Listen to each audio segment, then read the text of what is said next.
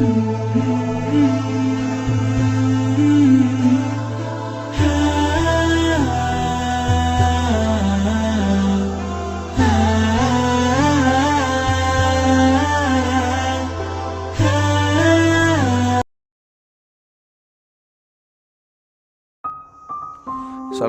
warahmatullahi wabarakatuh.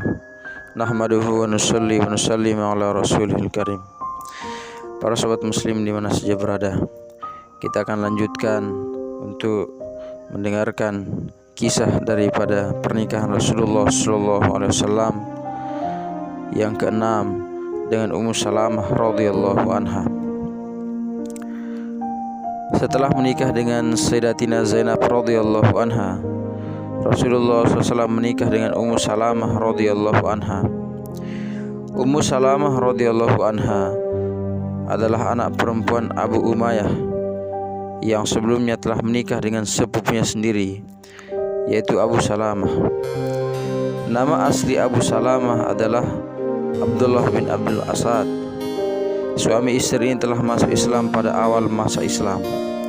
Karena tidak tahan dengan gangguan orang-orang kafir, maka mereka hijrah ke Habasyah. Di Habasyah lahirlah anak laki-laki mereka yang bernama Salamah radhiyallahu anhu. Sekembalinya dari Habasyah, mereka meneruskan hijrah ke Madinah yang kisahnya dijelaskan pada bab sebelumnya. Setibanya di Madinah, lahirlah anak laki-laki kedua mereka, yaitu Umar radhiyallahu anhu dan dua anak perempuan yang bernama Durrah dan Zainab radhiyallahu anhuma. Abu Salamah radhiyallahu anhu adalah orang yang ke-11 masuk Islam. Ia mengikuti perang Badar dan perang Uhud. Dalam perang Uhud, ia menderita luka yang sangat parah. Setelah itu, pada bulan Safar tahun ke-4 Hijriah, ia ikut dalam peperangan. Sekembalinya dari perang tersebut, lukanya semakin parah sehingga pada tanggal 8 akhir tahun ke-4 Hijriah, Abu Salamah radhiyallahu anhu meninggal dunia. Ketika itu Ummu Salamah radhiyallahu anha sedang mengandung Zainab radhiyallahu anha. Setelah masa iddahnya berakhir dengan kelahiran anaknya, maka Abu Bakar radhiyallahu anhu mengatakan keinginannya untuk menikahi Ummu Salamah radhiyallahu anha, tetapi Ummu Salamah tidak bersedia. Kemudian Rasulullah SAW melamarnya, dan Ummu Salamah radhiyallahu anha menjawab, "Anakku banyak, sifatku pencemburu, dan aku tidak mempunyai keluarga di sini." Rasulullah SAW bersabda, "Yang menjaga anak-anak adalah Allah Subhanahu wa Ta'ala, dan sifat cemburu itu insya Allah akan hilangkan.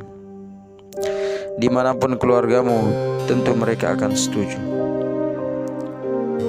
Akhirnya Ummu Salamah radhiyallahu anha berkata kepada anaknya Salamah radhiyallahu anhu, "Nikahkanlah aku dengan baginda Rasulullah SAW." Ia menikah dengan Rasulullah SAW pada akhir bulan Syawal tahun ke-4 Hijriah. Sebagian riwayat mengatakan tahun ketiga atau kedua Hijriah. Ummu Salamah radhiyallahu anha berkata, "Aku mendengar Rasulullah SAW bersabda, barang siapa yang mendapat musibah lalu membaca doa, Allahumma ajirni fi musibati wa khlufni khairum minha. Ya Allah, berilah pahala musibah yang telah menimpa hamba dan gantilah dengan yang lebih baik.